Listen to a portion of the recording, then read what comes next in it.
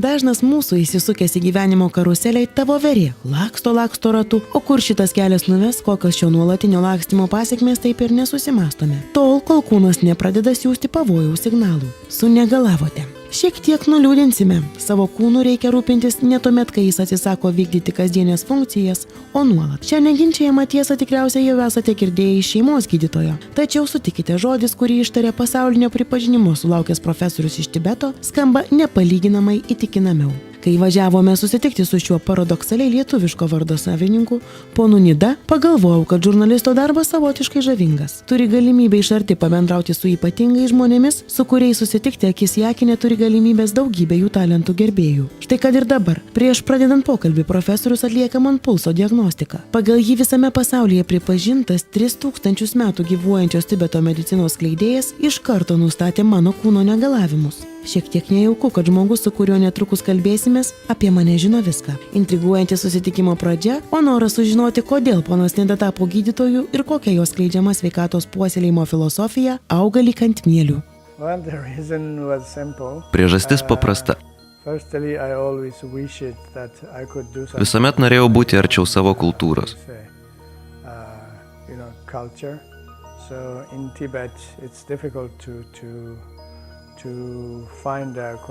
Tibeto medicina viena labiausiai su kultūra susijusių sferų.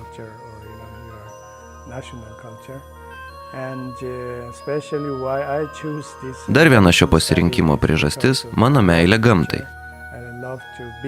Mėgstu būti joje, analizuoti ją. Na, o trečioji priežastis – noras padėti kitiems. Atrodo paprasta, bet man tai labai svarbu. Esu nepaprastai laimingas dėl to, ką darau ir ką pasirinkau.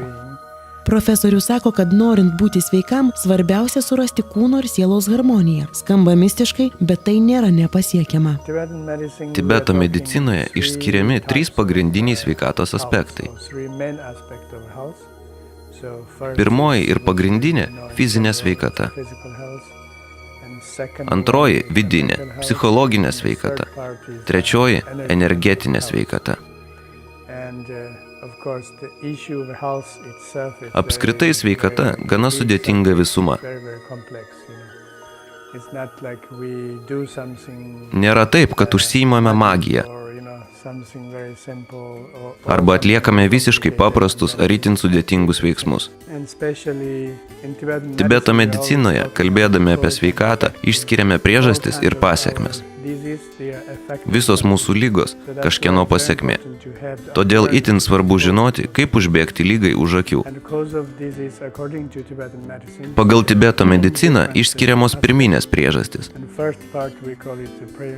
kurios susijusios su mūsų mąstymu ir emocinė būsena.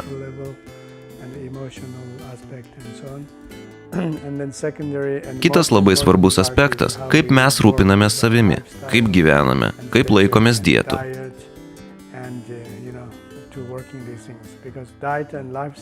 Neteisinga dieta ir neteisingas gyvenimo būdas gali būti daugumos ligų priežastimi. Jei gilintume žinias, tuomet šansų nesusirgti būtų ženkliai daugiau. Tibeto medicinos viena pagrindinių užduočių – išmokyti žmonės apsisaugoti nuo ligų. Dažniausia galvojame, kad medicina apskritai sukurta sergantiems. Tibeto medicinoje itin svarbu, kaip savo medicininės žinias panaudoti sveikiems žmonėms. Ir dar labai svarbu, kad kiekvienas būtų atsakingas už save. Juk nieko brangesnio gyvenime nėra kaip pats gyvenimas. Todėl labai svarbu, kad patys būtume atsakingi už savo sveikatą. Negalvojant, kad yra stebuklingų būdų pasveikti ar tikėtis pagerėjimo po chirurginio įsikišimo.